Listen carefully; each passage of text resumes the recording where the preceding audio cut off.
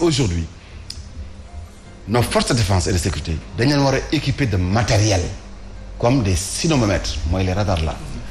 ñu taxaw aussi. président Macky Sall monsieur Faye dogguma la woon. président Macky Sall de waxoon na fi ni dina teg li nga xam ne moo di radar. si li nga xam ne mooy tali. am na maanaam yokk ko Pawaap. gis nga gis nga ko si yoonu Thiès bi boo demee gendarmerie. am nañ tout ce matériel là. aujourd'hui lenn rek la ñu war a def mooy ces forces de défense et de sécurité qu'on les laisse travailler. xam nga wax naa ko sànq nee na la sécurité routière duñ ko lu ñuy maslaa. waaw ñu daal tey jii ma def infraction ñu bàyyi ma Ndiaye def infraction ñu jàpp ko. loolu laa de waratul am. d'accord xaaral nañ si ñëwaat léegi waaw Mamadou Ndiaye yow oto bi ngay dawal ñaataat la am. oto bi may dawal 2014 la ah kon mbokk yàggut comparé ak yenn oto yi. lu tax ma laaj ko. parce que itam da ngay gis am na accident boo xam ne yàggul boo xam ne ay bakkan rot na si mu nekk Peugeot daanaka 505 la xaw ma 504. te oto yooyu boo koy xool daanaka fanweeri atam yi weesu na.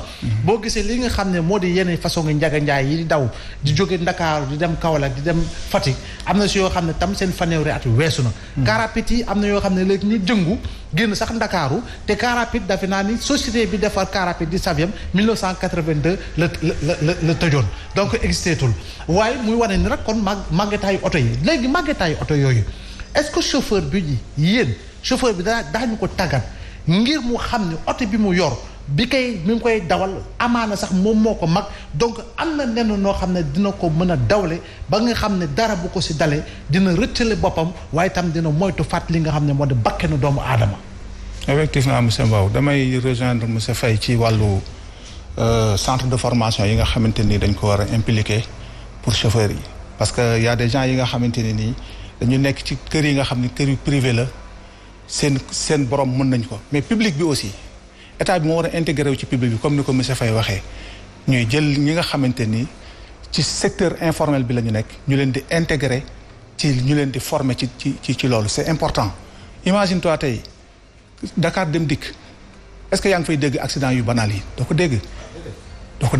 parce que dañuy Dakar dem dikk la moo xam Sénégal dem dikk la moo xam Afrique dem dikk la. doo ko dégg parce que lu waral loolu dañuy am formation. ak code de conduite tamit boo xam ne bu am solo la. c'est ça mais gis nga. waaye yéen chauffeur si ñu si bari moom maa tey daal la ñuy def ci kaw tali. mais monsieur Mbow.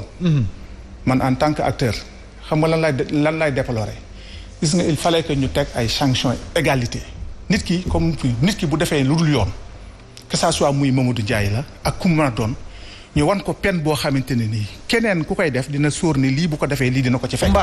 kumba amul ndey dafa jàpp ni dafa am si li nga xam ne moo jëm si wàllu sanction yi. non xam nga bu ñu nekk ku ma am ndey ku ma amul ndey sax mën naa pur xam nga mën naa nekk lenn tey mën na nekk lii ngay gis nii choc yi ngay gis nii accident yi ngay dégg yoo xamante ni danga naan lii nan la mën a nekkee pourtant choc bi fi mu amee ci biir Kaolack ak fi police bi monté. ça fait même pas un kilomètre donc choc boobu noonu kon bi muy am chauffeur bi li muy dawal wala li mu doon daw wala mu am dégâts matériels je ne sais pas ou quoi tegu ko ci yoon. nee nañu ñaara am doroot nelaw wa ilaa ànduta woon ak sagoom. waaw ñaar foofu. soit ces facteurs là que la bëggoon révélé moo tax eggalewu woon. dama ne soit dafa daw xel yu métti parce que violence choc bi ak conséquence su accident yi parce que. oto mënoo ko dawal même bu dee camion mënoo ko dawal 30 kilomètres à l'heure parce que yaa ngi traversé une ville la vitesse autorisée c'est 50. mais dañ ne la il faut vous adapter aux circonstances ya nga fekk ci kaw tali bi. su amee ay nit ay oto da ngay gën a ralentir. ba keroog ngay dem donc soit excès de vitesse la soit il y a un facteur physiologique qui n'a pas fonctionné mooy que ne soit. amul frein amul moom ñaar la conduite en état d'ébriété. exactement conduite en état d'ébriété. maanaam man di moom mooy influer nag maintenant sur son état physiologique ou bien le dernier facteur mooy en fait défaillance mécanique. maanaam les freins étaient défectueux mais dans tous les cas même su fekkante ne les freins étaient défectueux mais moom ni mu def ba daw ba yéeg ci oto bi ba rey yoon ça veut dire que en fait il a roulé à plus de 50.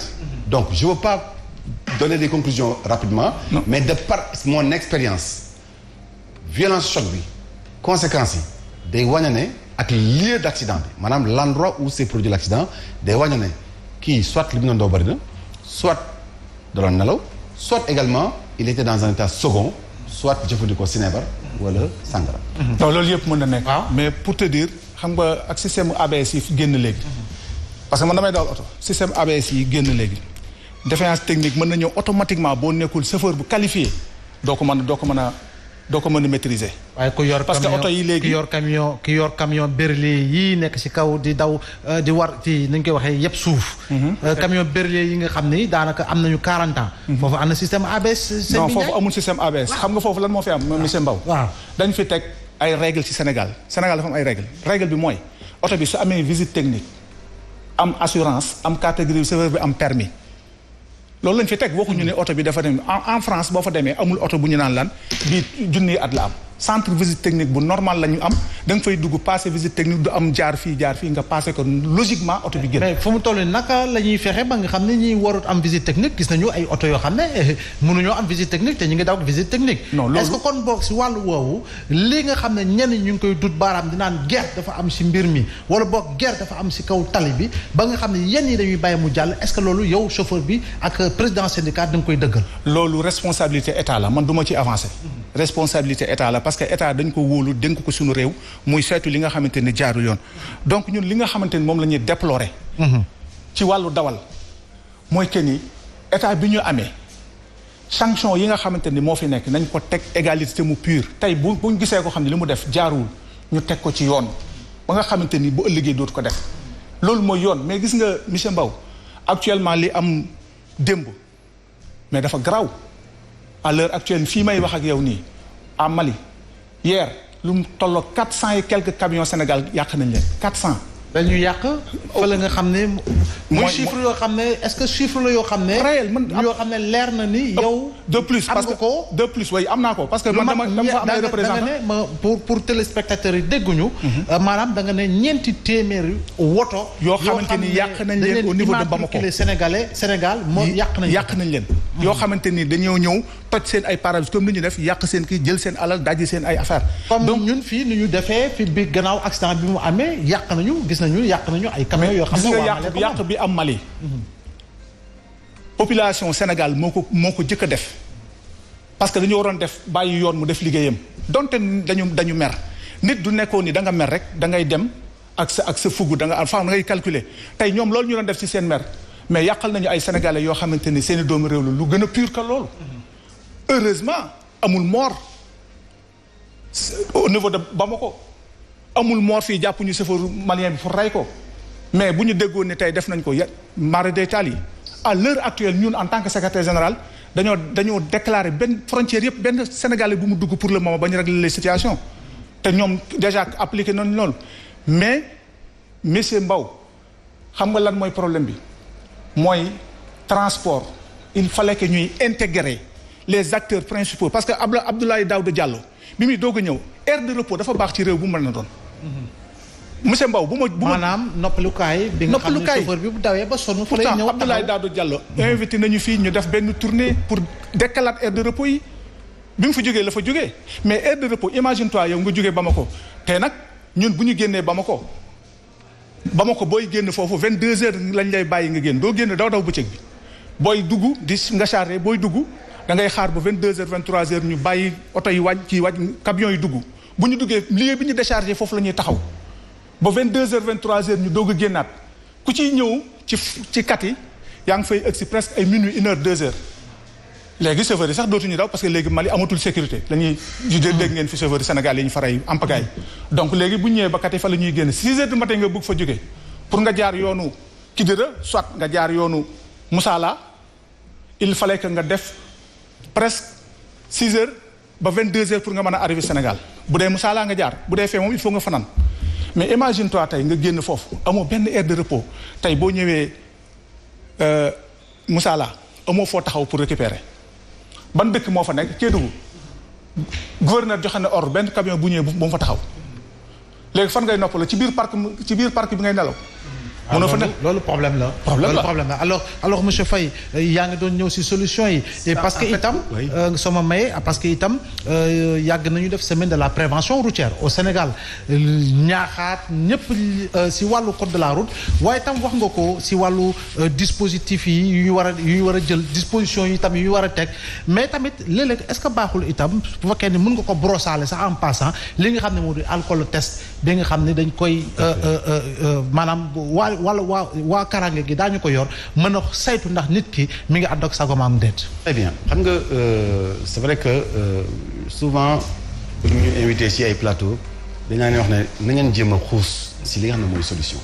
parce que wax dëgg yàlla wax naa ko sànq accident yi xam nañ ko. xam nañ fa muy amee aussi. les routes qui tuent le plus xam nañ fan lañ nekk. donc tey jii si première solution dama ne les routes nationales dañ leen def 2 fois 2 voies séparer leen par ay glissières en béton armé moo ñu tuddee GBA. mooy comme tey jii entre Patte d'Oie ak croisement Cambérène. miir bu gàtt ba mu gis foofu. nañ koo def ci route nationale yi. su boobaa mbëkkante yi dootu am. parce que boo xoolee accident dina am léeg-léeg mais ay benn mort wala dégâts matériels. wala ñaari mort. mais foo déggee. 10 morts 14 morts collision frontale. effectivement waaw jàkkaarloo. alors donc nañ séparer tali yi benn comme ni ñu ko defee ci investissement comme ni ñu ko defee ci. maanaam ba pare yokk ko comme ni nga ko waxee. si seen njëlbeen wax la route de qui va vers Diourbel Touba moom aussi dafa di tali bu xaw a xat. ba pare nag les accotements ne sont pas stabilisés. merci tey jii yow booy jëm a wàcc sa boobu di nga daanu. donc il faut que ñu stabiliser ko yaatal ko mais séparer leen.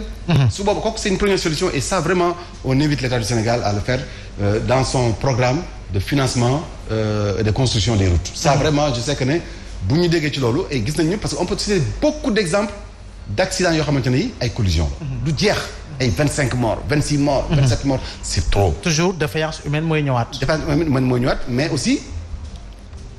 li ko aggravé mooy aussi l'infrastructure. waaw infrastructure. d'accord d'accord l'autre solution mooy que ne wax nañ ko fi sànq ay aires de repos vraiment man dama jiite kuréel gi ñu tuddee association des assureurs du Sénégal mu doon ex fédération sénégalaise des sociétés d'assurance ci biir kuréel gi mu am nouvelle prévention routière am aussi la carte brune muy assurance transfrontalière. mooy pays yi nga xam ne ñu ngi nekk CEDEAO. bu ñuy demlante. dafa am benn assurance boo xam ne moom la ñuy circuler muy assurance carte brune CEDEAO. yow mi tey jii bien que demoo Mali demoo Guinée mais boo daggee assurance après dañuy jox obligatoirement carte attestation boobu comme ça parce que on sait jamais demoo Mali waaye Maliens yi ngi ñëw comme c'est le cas hier xam nga taxi boobu demul Mali mais Maliens yi ñëw nañu ba mbëkk ko ba ree leen donc ñun si côté boobu maanaam bànqaas boobu nga xamante ne aussi jiite naa ko ñu ngi waajal ay aires de repos parce que aires de repos solo si nekk nit ñi mënuñu xam. parce que en management de la sécurité routière dañu la chaque fois que nga dawal 2 heures de temps. moo tax parfois dañuy jéem a fooye en fait sécurité routière mais la tâche de conduite boo déggee ñu naan la tâche de conduite dafa laaj prise de conscience dafa laaj nga àndax dal dafa laaj également nga approprier wu les règles de circulation. loo xamul mënoo ko tari. loo jàngul mënoo ko tari. tey jii nga gis ba tey ci tali bi des gens qui circulent mais xamuñu sax en fait stationnement. arrêt et stationnement interdit. parce que jànguñu ko. et malheureusement ñu ngi ci kaw tali bi parce que ils ont réussi à avoir leur permis. waaye tamit aire de repos naam baax na mais aire de repos bi solo mooy lan mooy comme ni ñu la ko waxee rek ci wàllu sécurité routière boo dawee 2 heures de temps da nga fay jàdd. donte sax jëndoo carburant donte sax xiifuloo. mais nga jàdd fa rek y a des parkings parce que noonu la demee. c'est ça am parking gros porteur am parking également pour les véhicules particuliers boo ñëwee nga gaare bu baax wàcc mais gis nga le fait nga wàcc dégourdir les jambes. pendant 15 minutes. nga dawalaat oto beneen nit ñi nekk. dañuy koy gis sax si auto